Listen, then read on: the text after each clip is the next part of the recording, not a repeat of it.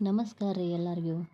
ಆರೋಗ್ಯಕರವಾದ ದಾಳಿಂಬೆ ಜ್ಯೂಸನ್ನ ಮಾಡೋದು ಹೆಂಗಂತೇಳಿ ನೋಡೋಣ ಬರ್ರಿ. ದಾಳಿಂಬೆ ಅಂದ ತಕ್ಷಣ ನೆನಪಾಗೋದು ರಕ್ತ ಕಡಿಮೆ ಇದ್ದರೆ ದಾಳಿಂಬೆ ಕೊಡ್ರಿ ಅಂತಿರ್ತಾರೆ ಡಾಕ್ಟ್ರ್. ಯಾವಾಗಲೂ ವೀಕ್ನೆಸ್ ಆದ್ರೆ ದಾಳಿಂಬೆ ರಸ ಕೊಡ್ರಿ ಅಂತಾರೆ. ಯಾಕಂದರೆ ಇದು ರಕ್ತವನ್ನು ಹೆಚ್ಚಿಗೆ ಮಾಡ್ತದೆ ರೀ. ಮತ್ತು ಇದ್ರೊಳಗೆ ಉತ್ಕರ್ಷಣ ನಿರೋಧಕಗಳನ್ನ ಹೊಂದಿರ್ತದೆ ರೀ ಈ ಹಣ್ಣು. ಉರಿಯೂತದ ಗುಣ ಇರ್ತಲ್ಲ ರೀ ಕೆಲವೊಂದಷ್ಟು ಮಂದಿಗೆ. ಮೂತ್ರ ಉರಿದಿರಬಹುದು ರೀ. ಈ ರೀತಿ ಆಕ್ಸಿಡೆಂಟಿವ್ ಒತ್ತಡವನ್ನು, ಸ್ವತಂತ್ರ ರಾಡಿಕಲ್ಗಳು ಮತ್ತು ಪಿಲೀಡ್ ಪೆರಾಕ್ಸಿಡೇಷನನ್ನು ಕಡಿಮೆ ಮಾಡ್ತೈತೆ ರೀ.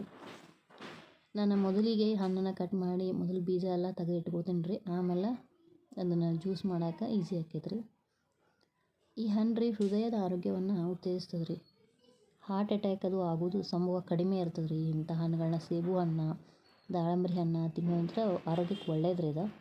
ಮತ್ತು ಕಿಡ್ನಿ ಆರೋಗ್ಯಕ್ಕೂ ತುಂಬ ಒಳ್ಳೇದು ರೀ. ಇದ್ರಾಗಿರುವಂಥ ಪೊಟ್ಯಾಸಿಯಮನ್ನು ಮೂತ್ರಪಿಂಡ ಕಲ್ಲುಗಳ ಬೆಳವಣಿಗೆ ಆಕಿರ್ತಾವಲ್ಲ ರೀ, ಅವು ಅಪಾಯ ಮಟ್ಟಕ್ಕೆ ಹೋಗದಂಗೆ ಮೂತ್ರಪಿಂಡದ ಆರೋಗ್ಯವನ್ನು ನಿರ್ವಹಿಸ್ತದೆ ರೀ ಇದು.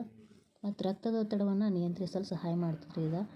ಸಂಕೀರ್ಣ ಕಾರ್ಬೋಹೈಡ್ರೇಟ್ ಸೀರಮ್ ಕಬ್ಬಿಣವನ್ನು ಸುಧಾರಿಸಲು ಮತ್ತು ರಕ್ತದ ಒತ್ತಡವನ್ನು ನಿಯಂತ್ರಿಸಲು ಸಹಾಯ ಮಾಡ್ತದೆ ರೀ. ಮತ್ತು ದಾಳಿಂಬೆ ಕಾಳಿನ ಜ್ಯೂಸ್ ಕುಡಿಯೋಂಥ ರೀ ತೂಕ ನಷ್ಟ ಆಕೈತೆ ರೀ. ಕಡಿಮೆ ಕ್ಯಾಲ್ರಿ ಹಣ್ಣು ಅಲ್ರಿ ಇದು, ಹೀಗಾಗಿ ತೂಕ ನಷ್ಟಕ್ಕೆ ಸಹಾಯ ಮಾಡ್ತದೆ ರೀ.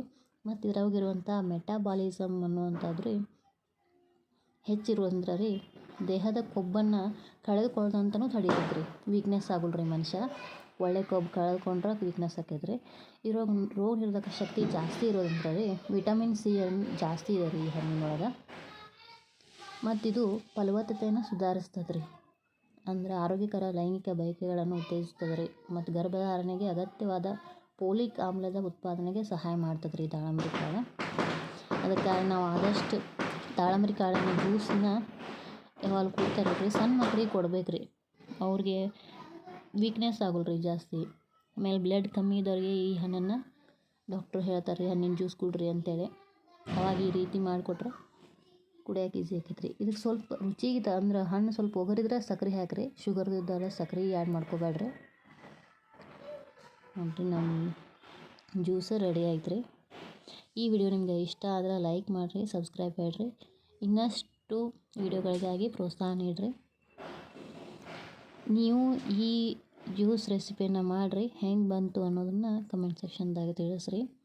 ಮತ್ತು ನಾನು ಇದರಲ್ಲಿ ಏನಾದರೂ ಆ್ಯಡ್ ಮಾಡಬೇಕಿತ್ತಂದ್ರೆ ಇದನ್ನು ಆ್ಯಡ್ ಮಾಡಬೇಕಿತ್ತು, ಈ ಹಣ್ಣನ್ನು ಆ್ಯಡ್ ಮಾಡಬೇಕಿತ್ತು ಅಂತೇಳಿ ಕಮೆಂಟ್ ಸೆಕ್ಷನ್ದಾಗ ತಿಳಿಸ್ರಿ. ಧನ್ಯವಾದಗಳು ರೀ.